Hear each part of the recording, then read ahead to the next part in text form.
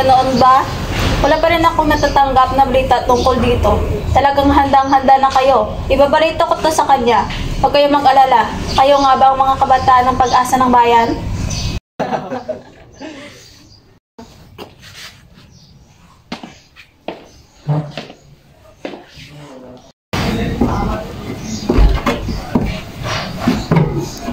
Sir Simon, ito nga pala si Isagani, matalik kong kaibigan mula Ateneo. Ano po lang yung usapin niyo? Yun po tungkol sa pagpapatayo ng isang akademya sa wikang Kastila. Ganun ba?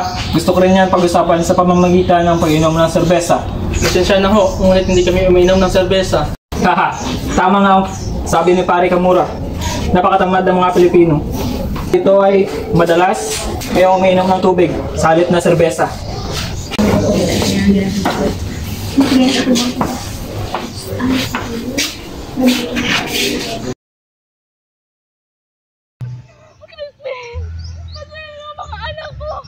Inay, malapit na po ako maging doktor. Pinapangako ko, wala nang magugutom na kaya natin. Basilio, mga anak ko! Sasaan kayo, Crispin! Crispin! Basilio! Crispin! Basilio! Mga anak ko! Saan kayo?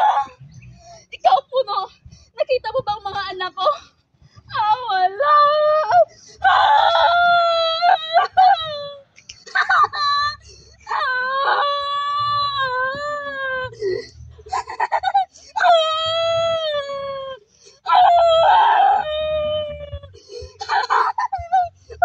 Crispin!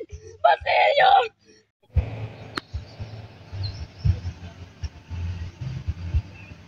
To RSL, Hijo de Sisa.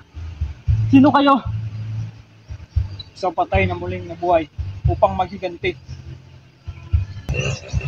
Anong kailangan sa akin? Ikaw ang anak ng isang babaeng pinahirapan sa sistemang ito. Ang batang tumakas habang ang isa pang buhay ay nasunog. Diyos mio! Sumama ka sa akin!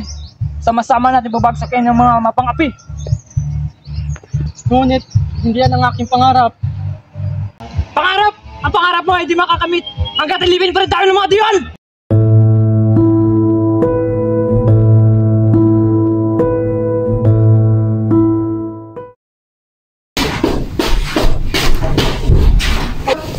Ami querida huli, que sorpresa. Padre, ako po'y naririto upang hilingin pagpapalain ni Tatay Sergio. Siya po'y walang kasalanan. Walang kasalanan? Kung gayon, bakit siya nakakulong? Maawa po kayo. Wala po kami pang bayad ang piyansa. Padre.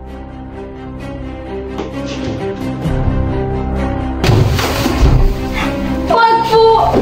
Wag! Wag po! Wag! Wag po!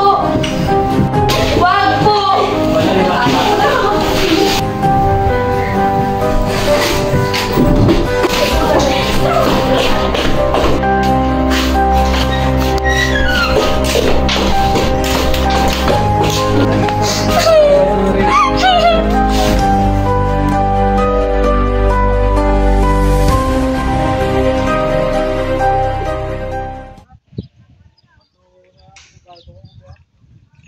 Senyor, sana ito magdapat na hanapin ka. Ngunit, wala ka na. Babata ko na sa iyo. Basilio, alam ko kailangan mo. Senyor, ikaw muna sumulit sa aking bahay.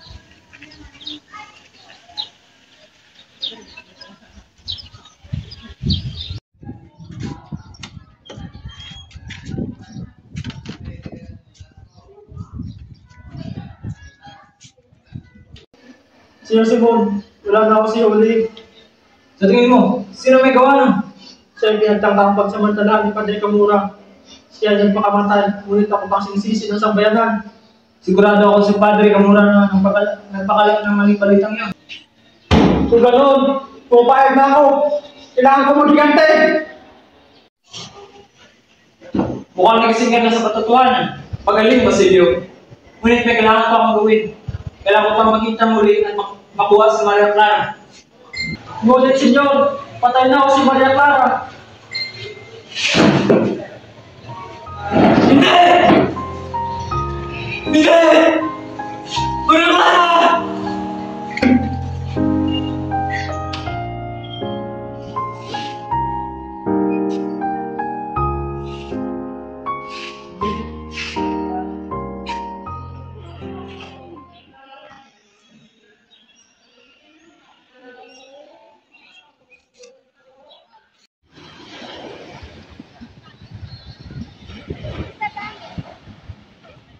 Ano bang kailangan mong sabihin? Kasal mo na bukas, di ba? Alam mo naman na lalaki magagawa. Mahirap mabuhay sa mundong ito na walang koneksyon. At yun ang dahilan kung bakit hindi siya. Hindi pagmamahal, hindi kapangyarihan. Hindi mo naiintindihan sa dahil ang buhay hindi puro pangarap.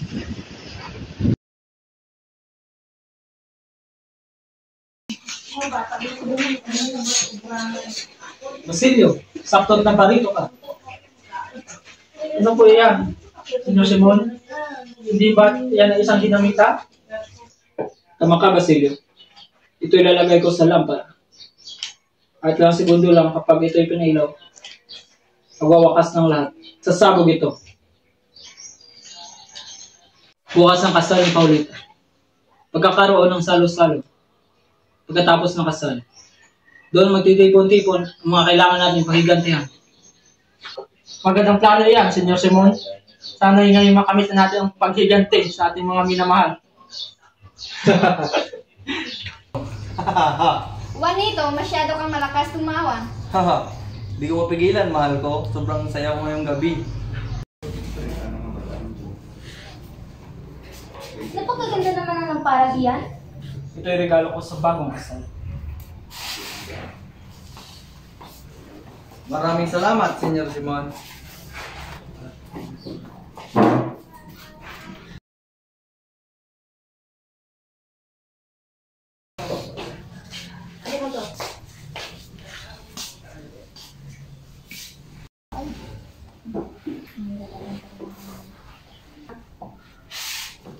Sa bagong kasal at sa isang mas matatag na pamahalaan.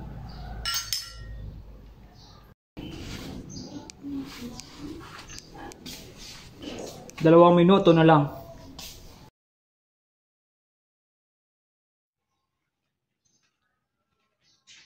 Sagani, kailangan nang umalis dito. Bakit? Yung ilawan, may bumba sa ilawan.